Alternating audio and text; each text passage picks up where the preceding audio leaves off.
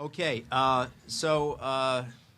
yesterday we had a lot of papers on individual firm behavior and sort of micro things, and I gathered today's panel is a broader look at policy and development practice that works on innovation. So I think we are really lucky to have three different perspectives. We have Yvonne Rossignol, who's here, who does look like his picture, who is Chief of the Trade and Competitiveness Global Practice. The World Bank now is organized in global practices, so Yvonne does that and has, I think, a wealth of experience on what works and what doesn't work in terms of innovation policy in developing countries. And so he's going to start. Our second panelist in the center, who also sort of looks like his picture, is J.P. Gibbons, who comes from USAID, and his claim to fame is that he actually gives money away to firms and others to innovate, so he's a good person to know. And I was telling him last night that my first job in Washington many decades ago was in USAID, so it's nice to welcome him. And last but not least, we have James Love, who's the director of the Knowledge Ecology International Group, KEI, which I always thought was the Korea Economic Institute, but apparently there's more than one KEI. And so James is going to give us his perspectives as well. So to introduce this, I just want to give you one analogy that I sometimes use at the World Bank having to do with innovation. And it comes out of a report that the World Bank did on innovation policies in 2010, in which they used the gardening analogy. And the gardening analogy is that, so what makes for successful innovation? What makes for a successful garden? I'm from New York City, so I wouldn't know much about gardening, but the analogy is the following. That first you have to prepare the ground for successful innovation, and that requires education and development of skills. And then you need to, after you plant the idea, you need to water it, right? And so this is sort of a question of what types of incentives and policies are around. Then you need to fertilize with R&D. And I think a lot of people get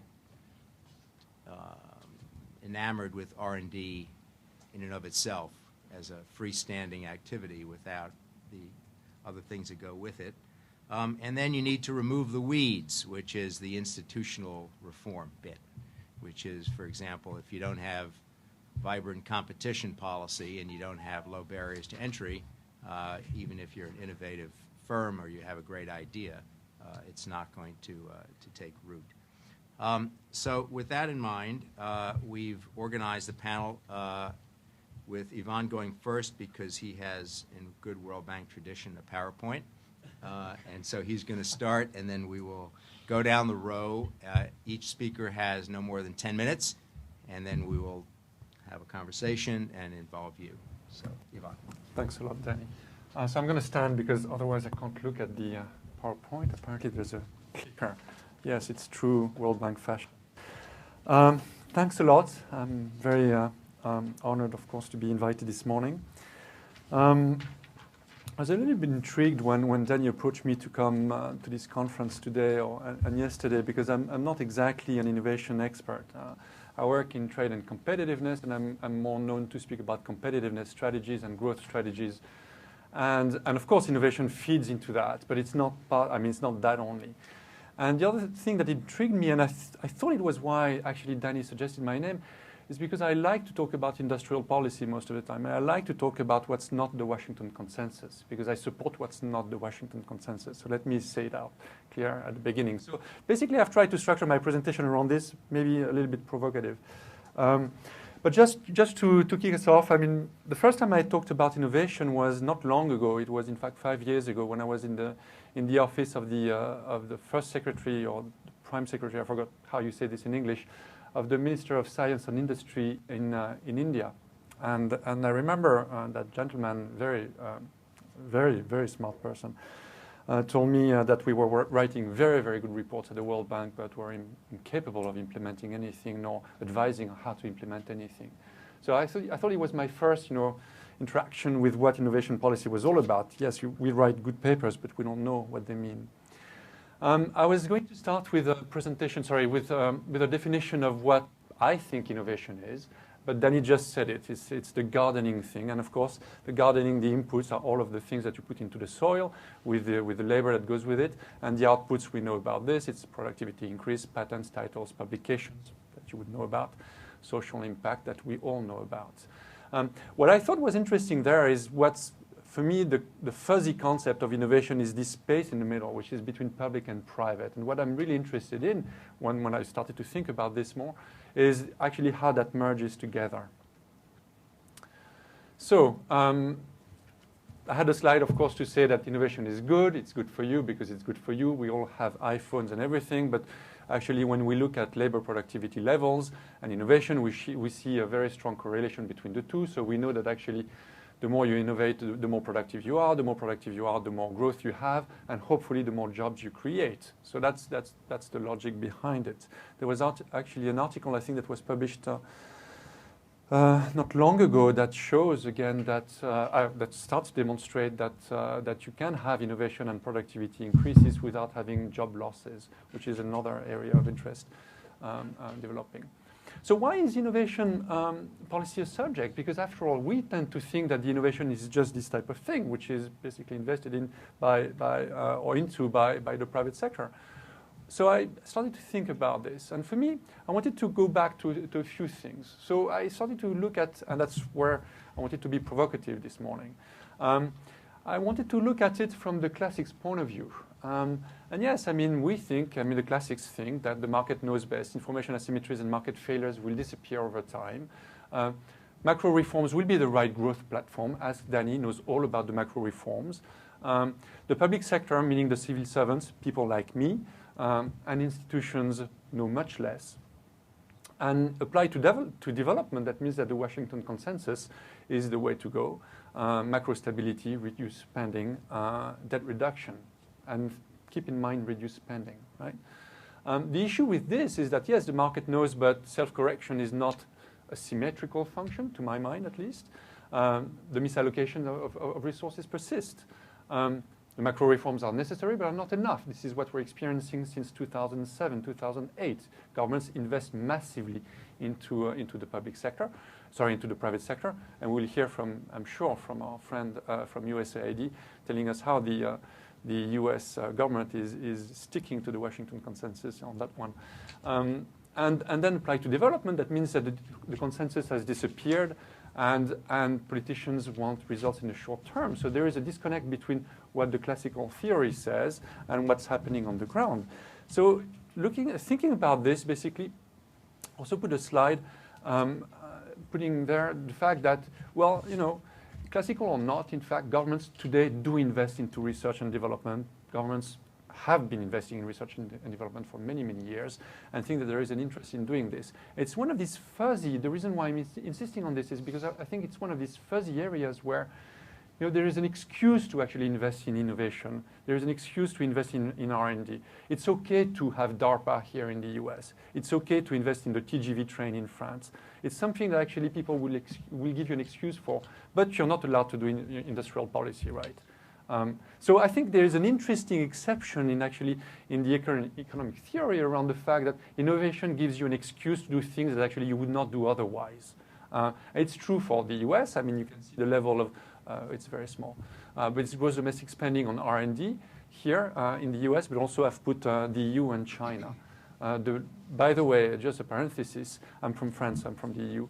The largest amount of money spent on what I would call industrial policy type of policies in the EU, except for the agricultural policy, is in innovation, right? It's called smart specialization. That's the way we call it there. So, given that excuse, that world of excuse, and that fuzziness that innovation gives you, because it's innovative, therefore you can do things that you would not be able to do in other sectors, what's happening? Well, we're going, and that's why we're, sorry, let me backtrack. given that excuse, why are we active into this? Why at the World Bank Group? Well, we're trying to be active in this for the following results chain that I've put in the second bullet point, which is basically innovation drives productivity, drives firm level growth, drives jobs, hopefully. There is a caveat here because of the allocation of resources issues, meaning that some firms are capturing everything and some others are not. There's the issue of SME growth. Not all SMEs are creating jobs or being more productive. And then we hope that actually this will lead to social spillovers. This is why we're getting involved into this. We think that growth is great, but shared prosperity is also very important, and poverty reduction are actually two angles of the growth that are probably better for us. And that's, in fact, the strategy of the World Bank Group today.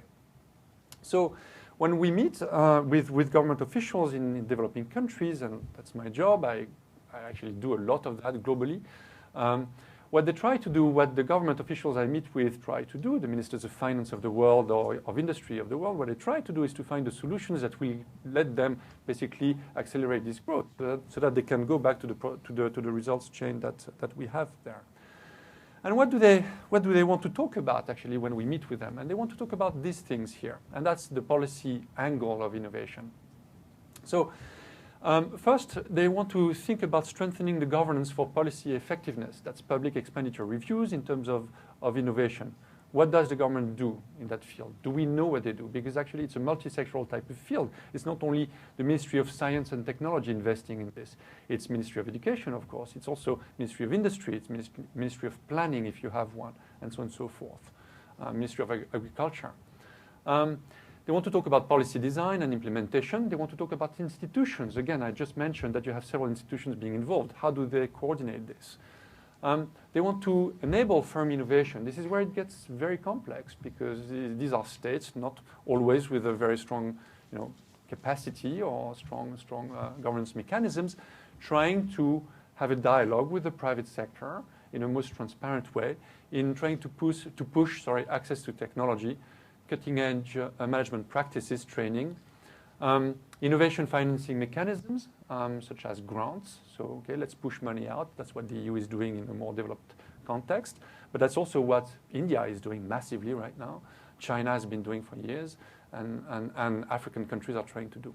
Mentoring and nurturing services, including venture accelerators. This is at the frontier of what innovation policy is today in developing countries at least, trying to go through venture capital type of activities. And of course, trying to go into a situation where you can still finance some R&D at the state level when you think that actually you have a lot of fiscal issues because you're a developing country and you have a lot of budget issues, you don't have the money, and you want still to have an academic world that is buzzing. So the question is, should it stay in academia? Should it go into the private sector? I'm French, so you know what I think. But these countries are actually struggling with this. So these are, and the last one is enhancing the contribution of innovation policy for shared prosperity. It's a catch-all phrase, using some examples here. Let me rush through the last two slides. In low-income countries, what do we see? We see that actually most of the innovations are about access to finance and inclusion. That's what we're trying to foster. Right now, we have a small unit in the World Bank Group in trade and competitiveness, that is called InfoDev. You may have heard of them. They're kind of a small lab of technology which is trying to implement a few very smart solutions in country. In middle-income countries, basically the array of interventions that we have is much larger. It can be from R&D in agriculture, fertilizers, new crops, whatever, non-GMO, of course. But it's much wider. And in upper, middle, and high-income countries, it's mostly about financing tools again, venture capital. So we get a lot of requests from European countries these days, in fact, into this to try to help into this smart specialization movement that there is out there. By the way, the EU has a very strong hard target in terms of how much money they want to spend into smart specialization. So if you're an EU member country, and there are 28 today, you have to meet that level of investment or public spending actually in this. I wanted to, and that's again that's the one slide before my last, wanted to show here one interesting platform that you may be interested in around innovation that we have sponsored We are doing this with the OECD. It's financed actually by CIP Trust Fund, which is a trust fund that I manage. And it's, if you go into this, it's called innovationpolicyplatform.org. You have all of the innovation policies of the EU and OECD countries, and you can get a lot of statistics on that in terms of public spending and as a share of GDP and so on and so forth. It's supposed to be a platform for exchange for policy makers. So what have we learned over these years of doing innovation platforms? So first of all, this is a very nice area, again, where we can be involved without feeling guilty about it, right? It's this exception to the industrial policy type of move. The innovation policies are multiform and multisectoral. We're learning also that it does require a very strong partnership between the public sector and the private sector. Well, it sounds very obvious to say, but it's very difficult to implement. Actually, how do you do this at the country level? And how do you get these people to talk to each other when they don't most of the time? Not all countries engage in with equal chances. I think it sounds logical, but it's true. Some countries basically do not have the space to invest in this or to go into this. So therefore, they're basically using the stock of innovation that there is outside of that country. They absorb it, but they can't go one step. They can't be the driver of the growth in this. We're also learning, and that's tough for us to accept, that there is no single model of policy or intervention. So we can't go with a PowerPoint to a country and say, this is what you need to do. That's very difficult for us to accept. But this is what the reality is. Political economy matters. Institutions are critical into drafting, into developing these innovation policies, into implementing them. And of course, the cooperation with the private sector is essential. And finally, and that basically allows me to close the loop of what I said and trying to be a little bit provocative, since it's one exception to the industrial policy type of stance that we take, measurement of impact of innovation policies is essential. If governments don't measure what they do, the inputs that they have into these innovation policies, the efforts that they make, then of course they won't be able to course correct what they will generate. So that's where I will stop. Thank you very much. Thank you very much. Thank you, Yvonne. I think that's a good broad overview, particularly about innovation policies affecting developing countries. And we now turn to J.P. Gibbons. I'm going to take it down a little bit to the micro level and talk a little bit about how USAID is innovating. First, I'll just introduce myself quickly. J.P. Gibbons. I am with USAID's Development Credit Authority, which is the loan guarantee platform. I'm not sure if is this picking me up okay? Okay. Which is the loan guarantee platform for USAID. So we provide access, or we support getting private sector access to capital for development objectives that USAID is interested in. Specifically, I focus in the areas of conservation and environment. And I'll get a little bit further into that in a minute, but I just want to talk about USAID and innovation within USAID in general. Over the past 3 or 4 years since Rajiv Shah was our administrator, talked a lot about the new model for development and realizing that with a flatlined budget, USAID has to be able to start doing more with, if not less, with the same and get further development outcomes. And I'm not going to try and start quoting statistics in front of a bunch of academics, but I know that from what I've seen in a number of models, about 80 to 90% of money flowing to developing countries comes from the private sector, and the view of USAID, especially as we've pivoted over the past 3 or 4 years, is how can we partner with the private sector to do this work instead of just the traditional model of development, which is donor funding for a consulting project or technical assistance, where you get $1 worth of output for the $1 that you put in, and really try and leverage that money, which is what my office does. But first, I'm going to talk about it in a I'd say more broad context.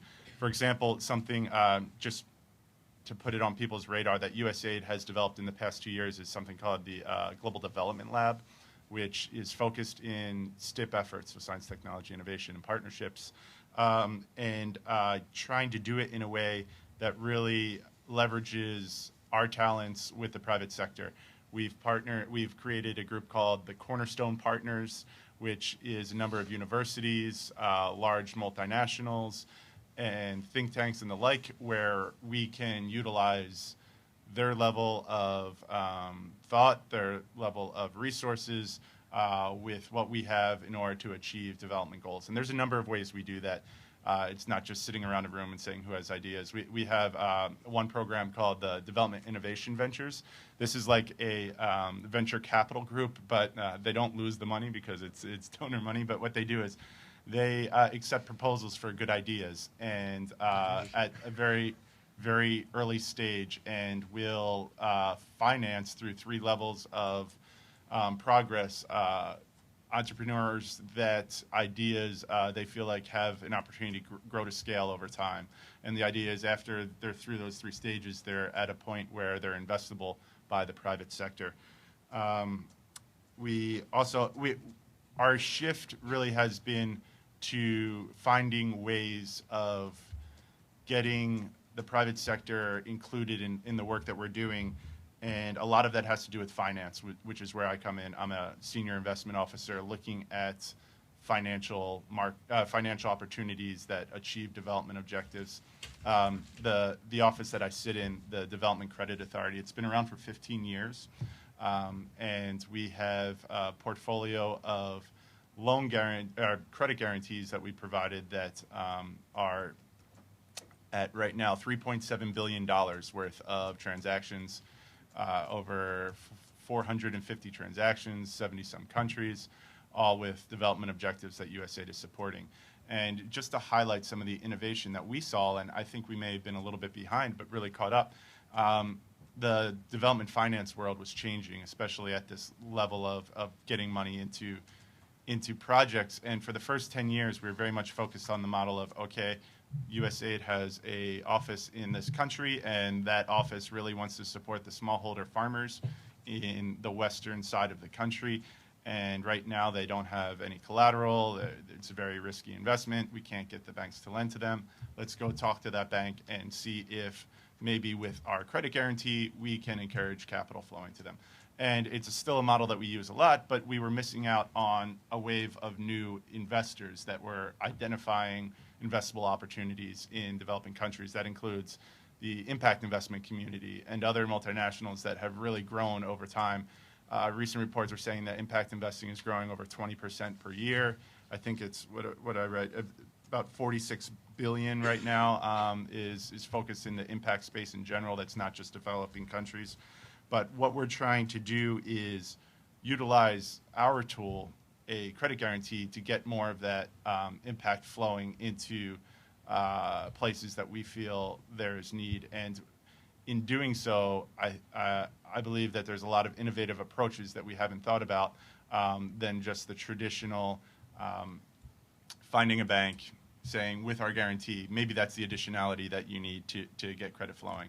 With the impact community, for example, risk mitigants such as a guarantee or others can not only lower the risk of money flowing down into projects, but also increase the amount of capital that an impact or any kind of investment fund could have in just general capital to put to work.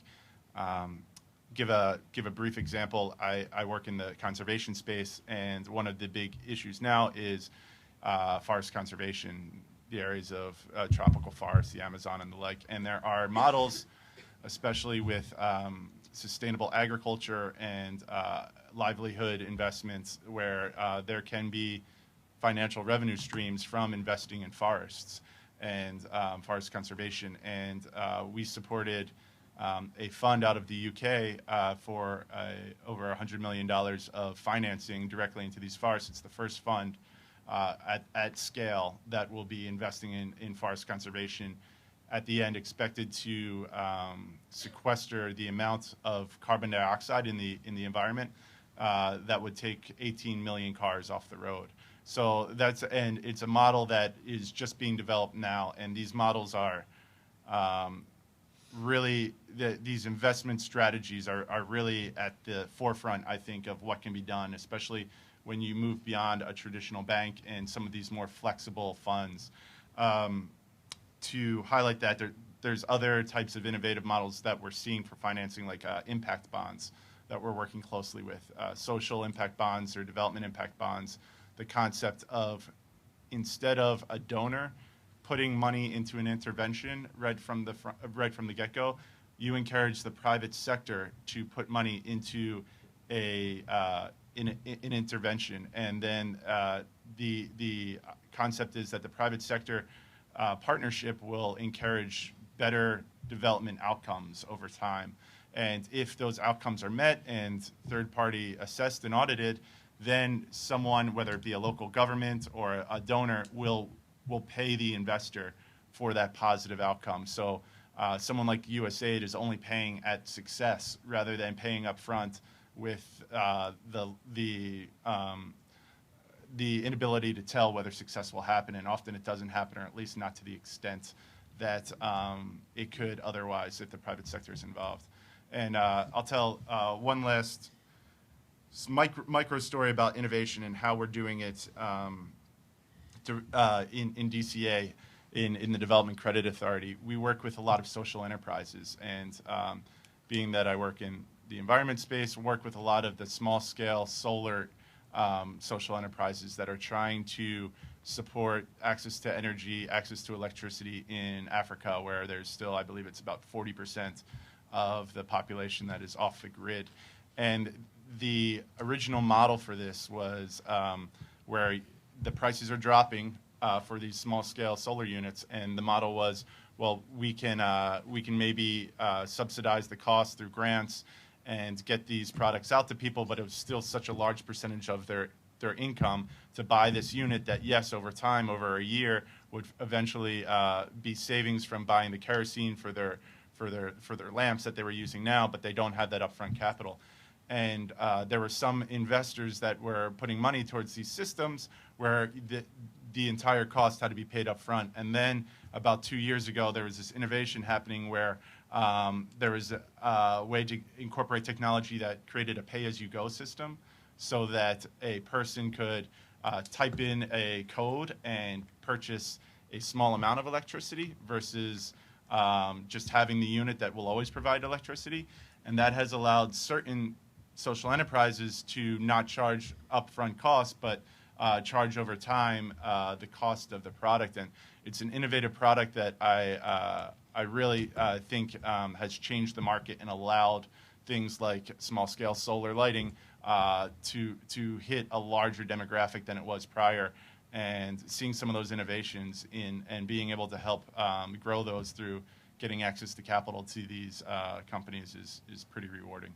So I'll leave it at that for now. Thank you very much. James. Thank you. I assume that microphones are all automatic and everything. Yeah. I don't know if anybody has heard of my organization before. We're not the Korea Economic Institute. I used to work for Ralph Nader, and well, before that I worked for the Frank Russell Company, which was a pension fund consulting firm. And my background was in economics, and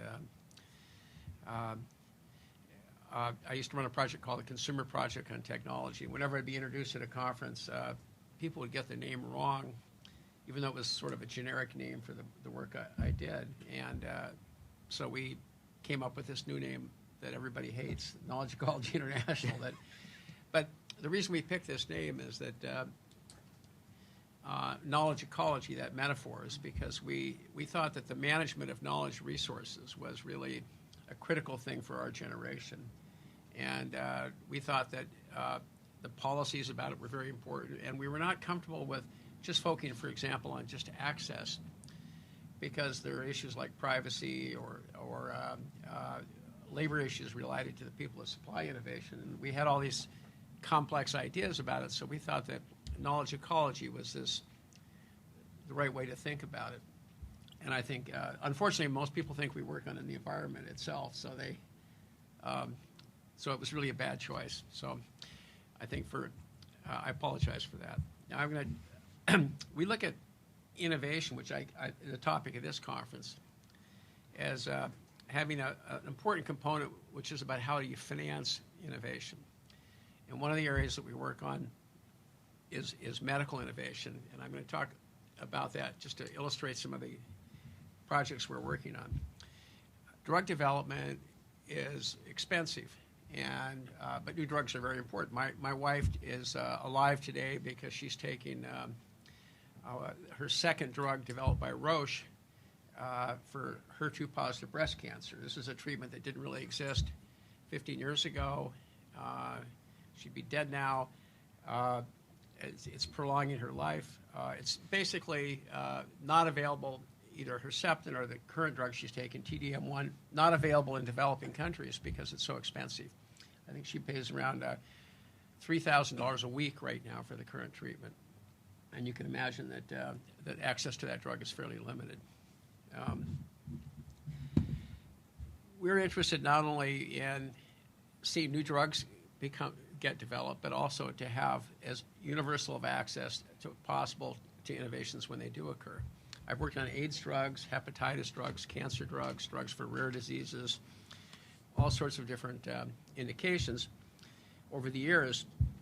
And whenever you try and drive down the price of drug, whenever you try and complain about how expensive a drug is and say it should be lower, when you went into Africa, for example, where we were very active in the AIDS discussions, and there was about 10,000 people being treated for HIV drugs when there was between 20 and 30 million people estimated to have been infected at the time. People would complain that if you brought down the price of drug in Africa, you'd somehow blow up the whole innovation system, or you wouldn't be able to develop new drugs. Or these are the kind of fears people have. If I complain about the price my wife pays, people would say, well, today's price is tomorrow's drug. So that's kind of the conversation you have, that it's just kind of a tough world. You have to have rationing, you have to have limited access, you have to have pain, you have to have all these problems, because the alternative is you just don't have innovation. And so behind every effort to protect consumers or to question the cost effectiveness of various financing methods is always sort of the pushback is always, well, how is it going to affect innovation? That's the only justification for the patent system in medicine. There is no other justification other than the fact that it promotes innovation.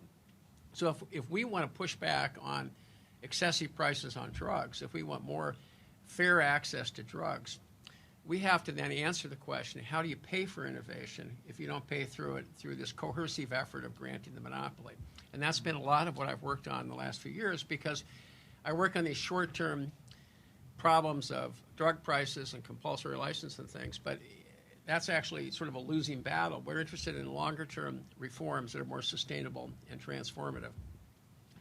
So the fundamental idea is that you delink completely the incentive to invest in a new drug with the price of the drug, that you just get rid of the idea that you grant monopolies on drugs at all. You make every drug into a generic drug. Everything's priced like aspirin. You just eliminate that whole idea of things, and then you construct a different way to finance innovation. And there are really two different parts of this. One is what the NIH does, the so-called push funding, the kind of government grants, the kind of thing you referred to, the kind of subsidies, the DARPA, the kind of government-led research programs. And the other thing is the more entrepreneurial incentives for people that succeed, that you just pay them when they succeed. You don't pay them because you like their resume or where they went to school, but you pay them because they actually can achieve something. That's the sort of incentives that reward that thing. And the feeling is that you really need both. You need both the incentives and the things. The trade system today only focuses on the incentive. You have to have 20-year patents on pharmaceuticals. You can pay nothing on public sector research, and you're just fine as far as the WTO is concerned. It's a very asymmetric system. In the United States, if you were to eliminate patents or to eliminate the NIH, I think you'd do more damage by eliminating the NIH than you would by eliminating the patent system. But I think, ideally, you want to have kind of a balanced push and pull system of financing for drugs. So one of the messages is that the trade system has to evolve, so you're looking at not only the private incentives, but also the obligations on governments to support research as a public good. That's part of it.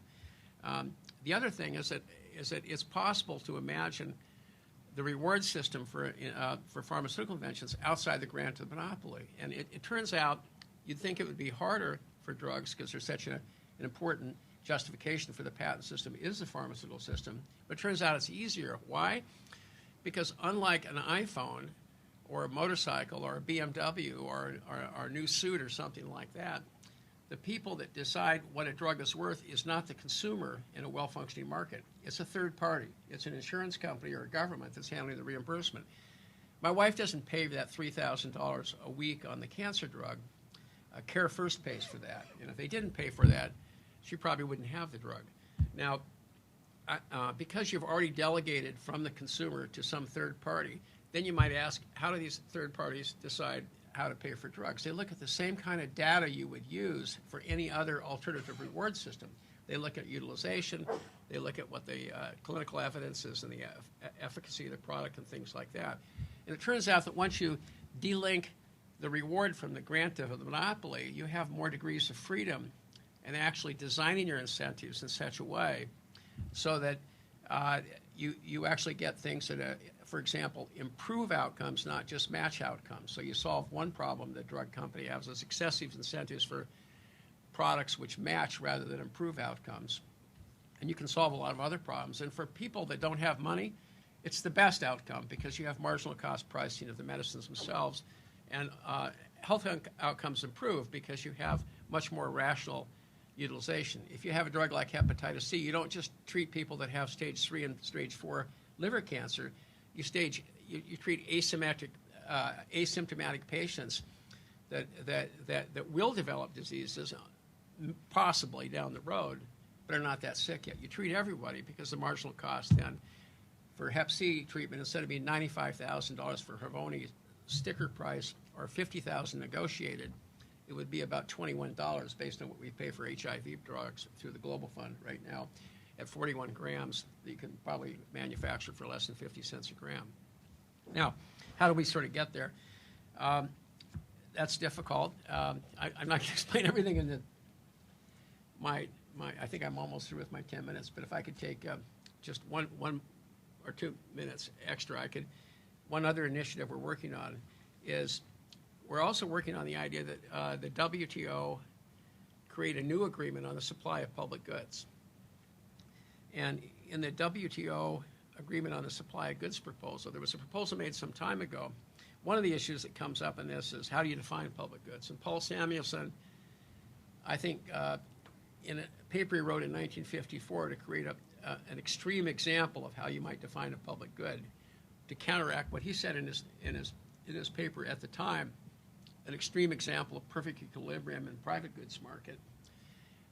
It was such an appealing theoretical model that you could imagine goods that are non-rival in consumption and non-excludable as only supplied as a public good, that a lot of people have unhelpfully thought that the whole range of things that you would think of as public goods had to meet those criteria. And then you're down to outdoor circuses and lighthouses and a very small number of things. But in fact, if you look at public goods more broadly, or social goods, as some people like Musgrave and other people have defined them, there's a whole series of things that we care about. We care about income inequality, we care about peacekeeping missions, we care about cleaning up the environment, a lot of different kinds of things where you could exclude people from access, or you could invent things like intellectual property rights to make things, in some cases, things are actually rival in consumption. But you really want more equality, more supply. You want to deal with the externalities and things like that. So there's a big undersupply of those things. We have garage sales because we just accumulate too much private stuff. I mean, the private good market's very efficient. The public good market's very inefficient. And I'm just going to stop with this final, just short explanation of, there was a drafting session on a possible agreement in Berlin a few weeks ago that was co-hosted with the Boll Foundation, which is connected with the Green Party in Germany. And there were negotiators there from different countries, including India and Egypt and the Netherlands and different places, came together with NGOs like Doctors Without Borders and things to look at this problem. And what they're looking at is a proposal that the WTO would have a schedule for the supply of public goods, and that countries would be voluntary. People could voluntarily put a commitment to supply of public goods on the schedule, as they do in the services agreement, the WTO. And that once it was put on the schedule, it would then become binding within the WTO system and subject to dispute resolution, which would allow countries to collaborate on the supply of public goods for things that were costly, more costly than what one country could afford to do, and that and it had to be financed over a period of time, and where they didn't really completely trust each other. And this would actually enhance the trust. It would be a way of, it's basically dealing with kind of the guarantee and making it more credible commitments. Just so like if you go out drinking sometimes and the waiter comes to get the check and you look around and you notice that some people you thought, had drank some of the beer were gone when the check comes and you kind of get stuck for the jump. It's sort of avoid that feeling of people if they try and collaborate on something like the Global Fund, and they find out that a few years later you got 10 million people being treated, and not all the countries that promised initially are still there, and everyone's looking at you because they want to know what's going to happen next, right? Anyway, thank you very much. Thank you. Okay, so we have about 10 or 15 minutes for questions. My suggestion is that you address your question to each speaker. We will collect them, and then each speaker will answer the number of questions that are out there. All moderators are supposed to have questions ready, so I have one for each speaker, but I'm certainly willing to wait if you have questions. Sir. Just a question for JP. I was wondering if you could give a few more examples about the social impact bonds. Yeah. Oh, sorry. Yep. If you could give a few more examples about the social impact bonds and how they're set up and Absolutely. and how they work. Okay. Further questions? Yes.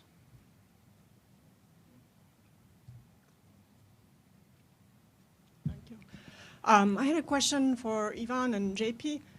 I presented a paper yesterday here about financing of innovation in emerging economies, and so one of the results from that work is that a lot of innovation in these economies in Asia that I'm looking at, innovation is funded by families and friends, so really informal kind of outside of the market system sources of finance. So I was just curious what your reactions are to that. Is that something that should be addressed? Like, how should policymakers think about that? Does the World Bank think about that? How does USA think about that? And is it good or bad? I don't know. I'm just kind of a researcher with a result. I'm wondering what the implications of that are for, what are the implications for innovation, but also for families and the social structure of these organizations who are trying to kind of push ahead and bring growth to their economies. Thank you. Thank you. Yes. I have a question for James Love. Given that you had some criticisms of the way the patent system currently works, I know there's a literature on prizes as an alternative. Have you looked at that, and what are your views on that, please? Okay, in the back.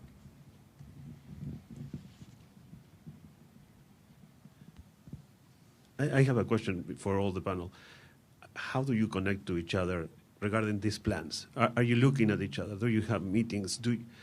Because the things that JP was talking about sounds very familiar with things that I've heard in the IDB, for example. So how are you coming together to do these things?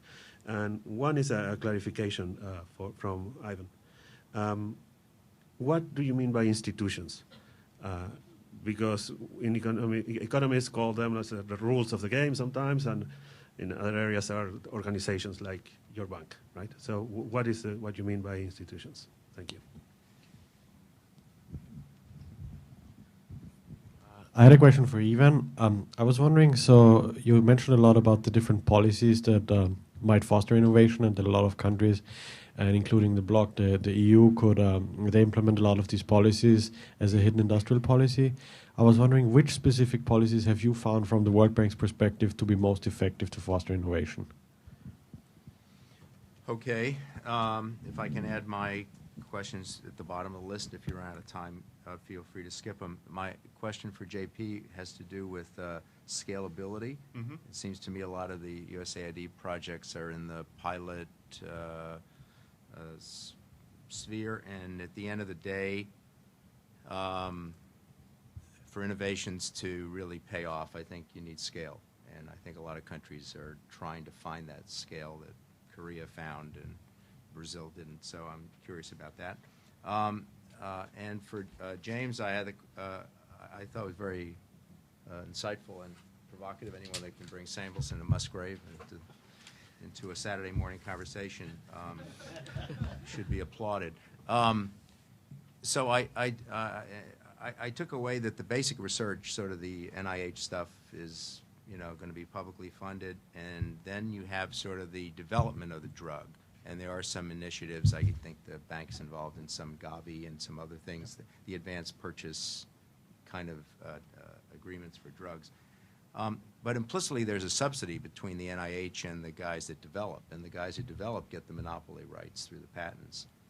So is there some thoughts in your organization about how these drug companies might have to pay for the basic research that allows them then these monopoly profits? And then for Ivan, because as a former World Bank person, I should give him the hardest question. So productivity gains arise when resources are reallocated among sectors, right? And that's sort of the easy macro part. And then productivity gains arise when you weed out unproductive firms. And so innovation policy is always focusing on bringing the new firms in. But there's usually not much Schumpeterian kind of ways to get the old firms out, right? So if you look at the dispersion of productivity across firms in the U.S. versus firms in Mexico, if you're from the IDB, Santiago Levy has this really nice graph that shows how widely dispersed productivity is. So how do institutions like the bank or others try to encourage countries to weed out these unproductive firms, which is the flip side of Schumpeter? Maybe we'll go in reverse order. James, would you like to take your set of questions first? Yeah, thank you very much. Thank you all for being so alert on a Saturday morning. Yes. Thank you. Well, thank you for asking about prizes. As you probably know, in the 19th century, there was a fairly significant debate in England and in some other countries in Europe whether or not, even in the United States, around the time of the Civil War, the New York Times editorialized that they should abolish the patent system in the United States and replace it with a system of prizes. And they debated this in the Parliament in the UK as well. And then I think prizes sort of disappeared for a while as becoming a sort of a competitor as a way of financing innovation, even though they had been really from the kind of Middle Ages through really the 19th century a fairly significant incentive system. And I took, in looking at this, we took away two issues. One, the sort of informational demands and sort of figuring out how to sort of specify what a prize would be was considered to be daunting and possibly a source of inefficiency. I think you saw that in the Advanced Purchase Fund when Michael Kramer was trying to figure out what the right size of what the right threshold should be for some of the advanced purchase, qualifying for some of the advanced purchase commitments for vaccines for malaria, for example. He couldn't quite figure out what the endpoint should be or what the amount of money should be.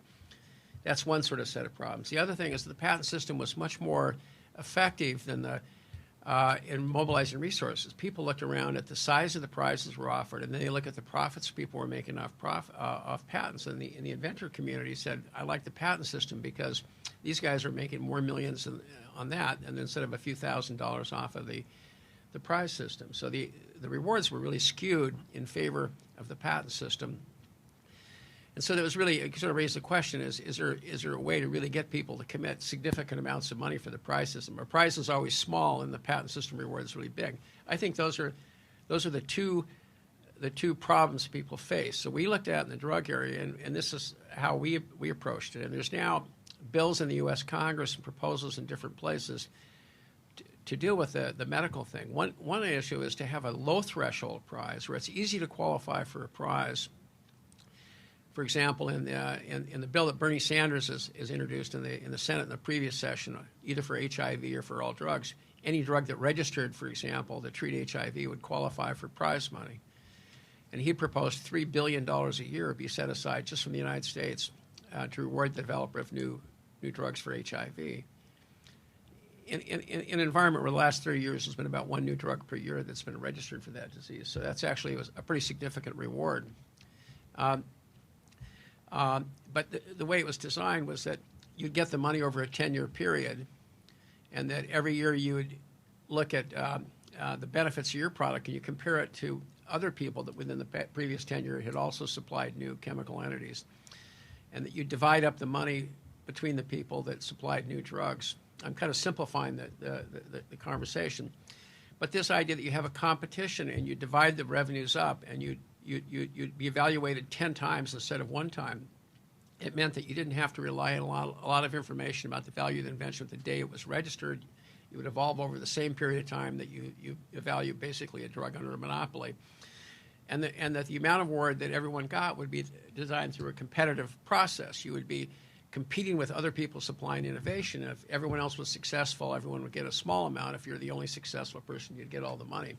And the other thing was that the amount of money that was set aside was fixed as a portion of GDP, and it could be increased or decreased depending on preferences for innovation. So that, I thought, a lot of people thought that and some of the other, and there's more to it, the story, but those things really solved a lot of those problems. Within the global thing, you still have this issue of how do you, and it comes up with the patent system, but it would be in any system. How do you deal with the difference between Canada, the United States, Japan, Guatemala, Brazil, India?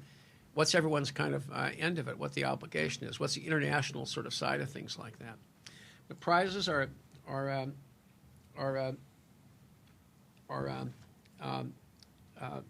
very very important in this whole debate about the delinkage. And you asked me a question, and I That's okay. I'll come back later.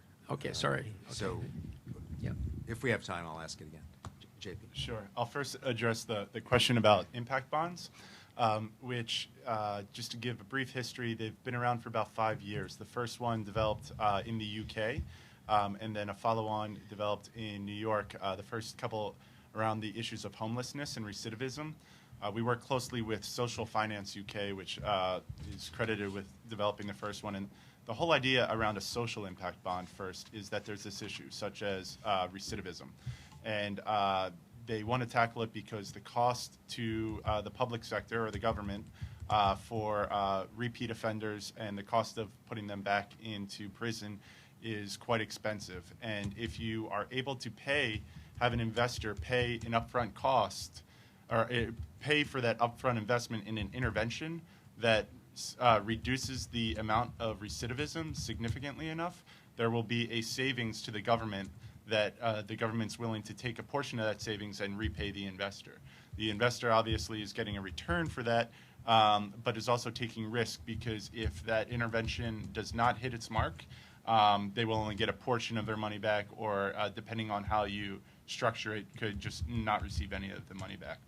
And development impact bonds, which, to be clear, none have been closed. None are operational yet, although there's a number in the works. Happens in an emerging market where the government isn't necessarily willing to, either they're not recognizing savings or just not willing to repay that investor, and you're having a donor agency such as USAID or someone else willing to pay the cost to the investor for the positive intervention, but only after they see the success. Whereas right now, the way a lot of contracts operate is USAID will pay $100 for $100 worth of work, and if only $75 worth of work happens, USAID is out $100 either way.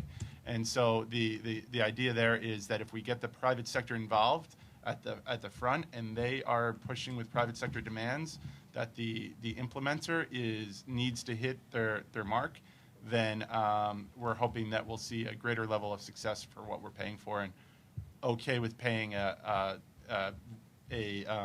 interest return on that investment if it were to succeed. So there's a lot of both social impact bonds and development impact bonds in the works in both developed markets and developing markets. I've seen a couple of really interesting ones around fisheries and rehabilitating fishing stock where it's depleted right now that I hope that we can get involved in. So that is the impact bond question. Quickly on the question of innovation with families and friends, I'm just going to highlight one transaction that my office did recently, which was in the area of diaspora and financing innovative social enterprises in the home countries of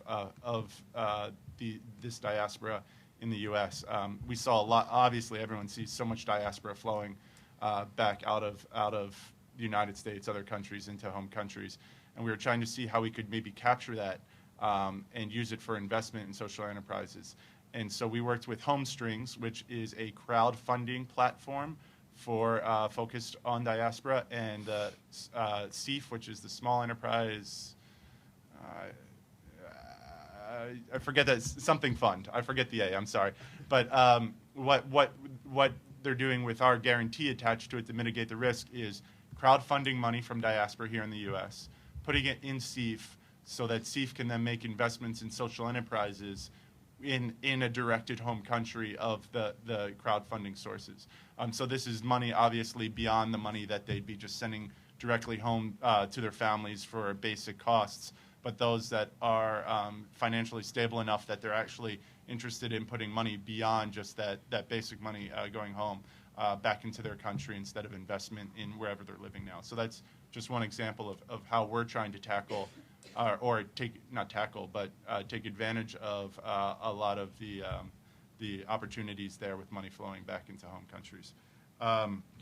Working with other agencies, and it's a great point. I don't think we do it enough, but my office does do it frequently. And actually, Yvonne asked me right when we sat down. I said, "Yeah, we're a loan guarantee platform. We guarantee credit risk to try and mobilize capital." I said, "Doesn't OPIC do that?" He said, "Yes, OPIC does it typically at a different scale. However, OPIC has, with Elizabeth Lilyfield as their head, focused more on the impacting space, and now we have quarterly meetings with OPIC to talk about transactions that we're working on, and then transactions that they're working on, to compare notes and get ideas, but also to make sure that we're not working on the same transaction. Because if you think of some of these investment funds that are now investing and looking for ways to mitigate their risk, they're not just hitting one, they're making the circuit in Washington, D.C. So you have to kind of be aware of who's talking to who. Being deep in the environment and conservation sector, I also talk frequently with the investment people at IDB, at the World Bank, at IFC, but that's very specific to the market that I operate in. I think there definitely is room for improvement in getting a good sense of who's operating in what landscape. Just last year, I was talking to an investor in solar and trying to finance solar opportunities in Africa, and it turned out that IFC was also very far down the line in conversations with them. They definitely didn't need 2 risk mitigation products, so we had to sort that out. So there are definite issues still that could be tackled in that realm. And then finally, scalability and how we view it. The idea of what we do as a platform is we're trying to put ourselves out of business, right? Right now, credit guarantee is the additionality necessary to get investment flowing to a development objective where it's not happening. The hope is that once we are in place and there is a fee for what we charge, so it's not like someone would want, or we hope that no one would use our guarantee when they feel there is no need for it. But a demonstration effect happens, and it is proven that these are credible borrowers, and this is a credible investment, so that the next time an investment needs to be made, there is investment without the guarantee, and hopefully that will, in some ways, scale up what we're doing as far as getting investment to grow. But there's a larger challenge there, definitely, and that is trying to crowd in the private sector and the big money, the institutional investors, and that's something that we're still trying to tackle in how. And there's ways to structure it, but really get the big money into this is still a huge challenge. When you look at $46 billion of capital a year in impact investing and 210 trillion overall in capital throughout the world that we could take a piece of for some of these challenges. Okay, thank you. Yep. Ivan. Thanks. Sorry, I'm just going to comment first. I always think that it's interesting to hear some of us saying that we're trying to work ourselves out of business because this is not what civil servants do. So, so I always take this with a grain of salt. Sorry. Coordination among various players and stakeholders. I don't think it's happening a lot. I think it's happening behind themes. So I think JP said something very correct. If it's environment, if it's climate change, then you can actually get the stakeholders together and look at, for instance, the innovation angle towards that, then that works. If you want to coordinate for the sake of coordination, I mean, it's very difficult. People don't meet. In my experience, where we meet the most is actually in hotel lobbies when we're traveling to these countries that we go and advise and work in. That's where we meet. That's where the coordination takes place. So it's much more organic than formal. So that's one. On the issue of institutions, I'm always also very worried when I'm asked a question like this because it's such a vast question, and I'm not sure how to answer it. Well, for me, I mean, institutions means public sector institutions, academia, think tanks, anything that is not private sector funded, basically. Although you could argue also that chambers of commerce play a public role. So it can be private sector funded, but has a role which is not just the bottom line type of role, such as increasing your profit. So I think it's a wide view, but in the way that I use the term, at least in my presentation, it's about the government's role in helping or promoting innovation or implementing instruments around innovation. Which are the most effective policies, to my mind, in what we're seeing? So first of all, the World Bank has not been involved in that space for a very long time. So that's the first caveat. I mean, we structured the World Bank long ago, and we finally identified some themes that we could work on, where we could have expertise. So trade and competitiveness is the overall theme that I work on. And in that, you have a sliver, which is innovation, entrepreneurship, and technology. So in this, we have a fairly small team actually working on this type of issues and going around the world in trying to advise governments. So it's very new. I'm not sure that we have measured all of the impact that we could have had yet. We have some, of course, some impacts here and there. We have some products that have had some good results. But it's very difficult to say what's been the most efficient so far from our own perspective. Now, what I see when I go to countries is that what the countries want us to work on, and so my answer will be demand-based, basically, is mostly on institutional strengthening, the capacity of governments to answer this type of questions, to actually deal with, for instance, pharmaceutical industries. How do we do this? So I was advising, in fact, the Planning Commission of India on this type of things. What type of skills do we need in the Planning Commission to address? I was talking to Montec, actually, on this, to address the pharmaceutical industry with a lot of very bright and wealthy people in front of us. Financing mechanisms, this is what is being asked from us also. So we heard a lot of examples about what the financing mechanisms frontier might be. But people want to know, is it just about pushing money, especially on the public sector? Is it just about pushing money to the private sector? And how do you do that? Which will go to the issue of how you weed out bad companies, basically. But the idea is, if you push a grant out, how do you select the firms? And how do you select the right firms as opposed to the wrong firms? So a lot of questions on this. And as I said during the presentation, venture capital is one of the areas where we're being the most asked to provide support. Sorry, one last thing on this, in what we see some good results, is the public expenditure reviews around innovation. Innovation being such a diffuse term or catch-all phrase, doing a full public expenditure review allows, in fact, to have a good diagnosis of what's happening at the state level. And then from there to go into policy formulation. Now, to the question of families and friends, I remember a friend of mine who was working for the World Bank. His dad was an inventor, and And when we started to work on this, he told me, I remember him storming into my office and saying, I mean, you're losing your mind. You don't understand what an inventor is. An inventor is an individual, one person. You can't try to institutionalize that. If you do, then you lose the invention. So, I don't know. But the point is that I think, you have a process, and the question is really how to bring to scale these family and friends support, financing support to this. Is it a diaspora type of tool through financing, or is it, again, investing in institutions so that we capture these inventions or these innovations at the individual level, and then you see what can come out of that. But definitely having places in government, in academia, where people can be invited to come and do some research, where the state, I think, can push some money to these researchers, I think is the way to go. So how to capture this and bring it to the institution? For me, that's the next question. I would also wanted to comment. Maybe you've seen some variations in terms of the type of emerging economies that you were targeting. I'm pretty sure that there is a difference between middle-income countries to low-income countries. More family and friends in low income, less family and friends in middle income. So I think there is an interesting discussion there. And of course, the last question for Danny that Danny asked, because he knew I didn't have the answer. How do you weed out firms? And I think it's actually a multi-level type of question, because the bank recently, in the space of trade and competitiveness, at least, has been famous for coming up with a new index, 10 years ago, called Doing Business, where basically we work on regulations. And what we try to do, in fact, when you look at doing business, it's heavily tilted towards entry of new firms into the economy. So how do you, how is it easier for you as an entrepreneur, basically, to register your firm and to award a contract or something like this? But we never think about the exits.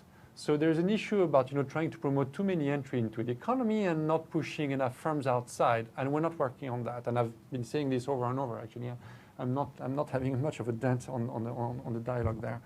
So that's one problem that we're facing. The other issue is when you look at this in developing countries, actually, there is not a lot of incentives for governments to push firms out, right? Because if you push firms out, basically you're pushing, maybe, given the fact that the private sector is very small, you're probably pushing people whom you know out. So there's not a lot of incentives there. And also you have some kind of rent situation where firms are dormant, and these are vehicles for other activities that you don't want to know about. So that's to address that at the very large level. The way we try to address it, though, through innovation, at least on this innovation policy type of things, is by structuring or by advising these governments to structure the financing instruments on a competitive basis. So that's how you do. So basically, you go back to market type of instruments. So if you provide grant, do it on a competitive basis. You invite competitions for firms to come in and to basically get some more grants so that they can do some more research and be more innovative. That's basically the way that we've dealt with it, but with a very imperfect response, as I said, and that's why I started with the overall framework. One last point. I think that there is and it's not the World Bank only, but I think it's in development in general. We have a problem. We have a strong bias towards SMEs, which I think is being discussed today. And the bias is that we think that actually it's good to finance SMEs in general. And what we're starting to see is that, in fact, SMEs grow, SMEs create innovation. Yes, they do innovate, but it's usually the largest SMEs, the ones that are already the gazelles, basically, that innovate more, that create more jobs, and not the small ones.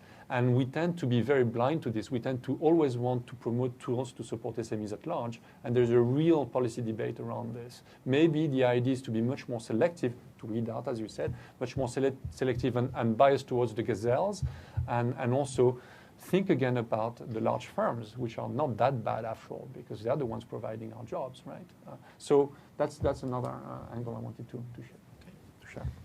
Well, it's been a very vibrant session. Thank you all very much.